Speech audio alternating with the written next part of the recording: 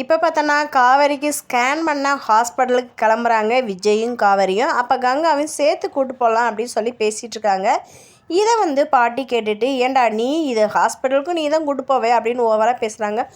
உடனே நம்ம விஜய் சொல்கிறாங்க, இப்போ ஹாஸ்பிட்டலுக்கு தானே போகிறோம், இவங்களை கூட்டு போகிறனால என்ன நடக்க போகுது, ஏன் தேவையில்லாமல் பேசுகிறீங்க அப்படின்னு சொல்கிறாங்க. ஹாஸ்பிட்டல் போகிறாங்க. போனோடனே தண்ணி குடிக்க சொல்கிறாங்க.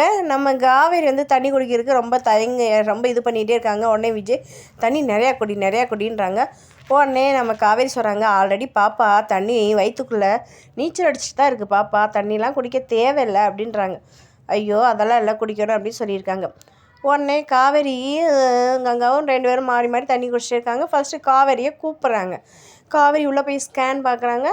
பார்த்துட்டுருக்கிறப்பே காவேரி வந்து சொல்கிறாங்க, இது என்னுடைய ஹஸ்பண்டும் ஸ்கேன் பார்க்கணுன்னு சொல்கிறாரு அப்படின்னு சொல்கிறப்ப, பாப்பா பார்க்கணுன்னு சொல்கிறப்ப அவர் கூப்பிட்றாங்க. பார்க்குறாங்க, செம்ம ஹாப்பியாக இருக்காங்க.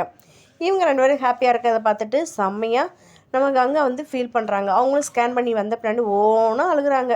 அவங்க அம்மாட்ட, ஏன் அழுகுறமே, இந்த மாதிரி பாப்பா ஸ்கேன் பண்ணுறப்பக்குள்ள அவர் இல்லை, இப்போ 7 மாதம் ஆச்சு, இவர் என்ன ஆச்சு ஏதாச்சுக்குள்ளே விசாரிக்க முடியல, அப்படி என்ன வேலை பார்க்குறாரு, அவருக்கு எதுவும் உடம்புக்கு எதுவும் ஆயிருக்குமோ அப்படின்னு சொல்லிட்டு ரொம்ப பயத்தில் அவங்களாம் பேசுகிறாங்க. உடனே எல்லோரும் சமாதானப்படுத்துகிறாங்க.